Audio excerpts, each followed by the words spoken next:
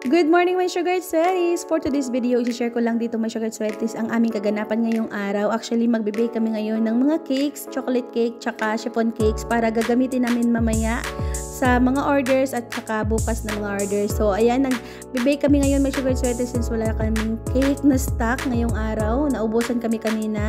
So, ayan, i-share ko lang din na itong aking kasamahan dito ay asisan ko siya kung paano mag-bake dahil first time niya ang mag-bake. Ayan, so sinabi ko sa kanya since mag-prepare ako dito ng mga ingredients, dry ingredients para sa chocolate moist at siya naman ay mag-prepare para sa mga ingredients for chiffon. So ito na nga sinasabi ko sa kanya na kailangan mong ingatan ang pag-separate ng yolk tsaka white kasi nga yung white kailangan nating hindi masamahan ng kahit anong yolk or mga oil, mga powder na mga ingredients para naman maganda ang kanyang tubo. So ayan na nga my sugar sweaties, since dalawang recipe ang kakailanganin namin dito, so sinabihan ko siya na mag-prepare ng mga 16 eggs. So ayan na nga my sugar sweaties. So ito naman ay para sa wet ingredients, yung para sa dry ingredients naman ay na-prepare na niya kanina, so hindi ko lang na-videohan. So ito na nga, water-based lang kami dito my sugar sweaties. So kung gusto niyo naman mas creamy yung iyong chiffon, ay gagamit lang kayo dito ng ebop or fresh milk. So ito na nga para rin sa yung prepare ko dito my sugar sweaties ay ito naman ay para sa cupcake. Yan, so ginamitan ko siya ng 3 ounce cupcake liner. So white siya. Yan, dahil plain lang naman ang gusto ni client. So, since ang aming ang ginagawa ko dito mga sugar sweaties ay dalawang recipe ng chocolate moist. So, itong chocolate moist na recipe ko mga sugar sweaties ay na-share ko na sa inyo. So, dinalawa ko lang siya para naman sa cake na gagamitin at para sa cupcake. So, ito mga sugar sweaties ay marami-rami na din ang magagawa natin dito since dalawang recipe ang ating ginagamit. So, ang baking pan naman na ginagamit ko dito ay 8 inches by 2 at yung isa naman dito nakita nyo dyan na malaki ay 8 inches by 3. So, ayan. So, sabi ko sa kanya, yung kasamahan ko dito ay since na-prepare na niya yung mga gagamitin para sa chiffon cake. So, sabi ko sa kanya, steady lang dahil nga ipapakita ko sa kanya yung kung paano mag-mix ng egg white. So, since malaking mixer ang gagamitin ko dito, since maramihan nga yung gagamitin namin, so sabi ko sa kanya, tingnan mo ang consistency ng chiffon, yung egg white para naman makuha mo yung kanyang consistency para malambot yung outcome ng ating cake. So ito na nga, sinama ko na dito yung ating egg white tsaka cream of tartar tsaka yung sugar natin. Yan, so minimix ko siya dyan. Yan, so high speed ako dito my sugar sweaties, and madali lang to my sugar sweaties ang pag-mix since malaking mixer nga yung ginagamit natin. So kailangan bantayan siya my sugar sweaties no para hindi siya ma-overmix or hindi siya ma-overbeat.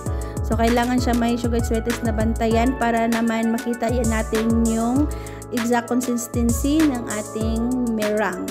So, ito naman yung aking mixer my sugar sweaties ay malaki siya. Kasya dito ang 20 liters. Ayan. So, bali dito nga, yung ating recipe ngayon na ginagawa ay 16 egg whites or 16 eggs ang ginagamit natin dito. So, nakita niyo naman dyan, nasa half lang siya. No? Nasa half lang siya. So, sabi ko sa kanya, sa aking assistant dito, nakasya dito ang 24 eggs or 24 egg whites. So, sabi ko sa kanya na kung 32 mixture mo na, or 32 eggs na or 4 mixture ng ating chiffon ay magkakaproblema na tayo sa pagtubo ng meringue dahil nga aapaw na yan. So, kailangan hanggang 3 recipe lang tayo dito. So, ayan, ina-assistan ko siya dito my sugar sweaties. So, sabi ko sa kanya parang maliit yung planggana na nagamit natin sa pagmix ng ating butter. Ayan, so sabi ko sa kanya kuha ka ng malaking planggana para ma-sure natin ang paghalo ng ating butter. So, ayan, nakita nyo naman dito my sugar sweaties, ang talagang napaka-importante lang talaga dito sa paggawa ng ating chiffon ay kailangan lang insakto yung pag-mix or insakto ang pag-prepare ng mga ingredients, lalong-lalo na sa ating egg white. Kailangan wala talaga siyang nakahalo na kahit ano pang mga anik-anik dyan, mga powder, mga oil, lalo na yung mga baking bowl na ginagamit natin sa ating egg white, kailangan malinis talaga yan my sugar sweaties. Or kaya yung iba nga my sugar sweaties ay papahiran pa nila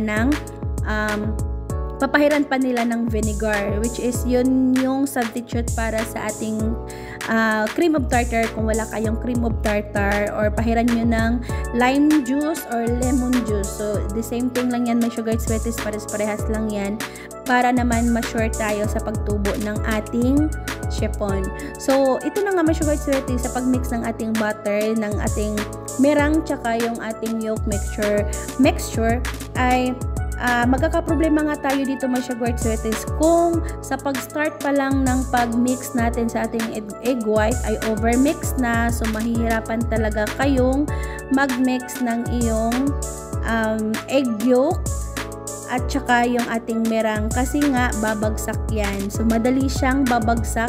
Ang ending yan, my sugar sweeties, pagkatapos nyong mag-bake ay magdi-deflate yan. So titigas yung pinaka baba ng inyong cake. Tapos ang ending naman is magdi-deflate yung inyong chiffon. So which is pangit na yung chiffon nyo, no? So yan ang magiging result niyan, my sugar sweeties. So dito nga, since natapos na kami, my sugar sweeties, isinalin na namin sa aming baking pan. So ang gamit ko naman ditong baking pan ay parang dalawang 10 by 14 ata, tapos isang 6 by 3 at saka dalawang 8 by 3 na baking pan.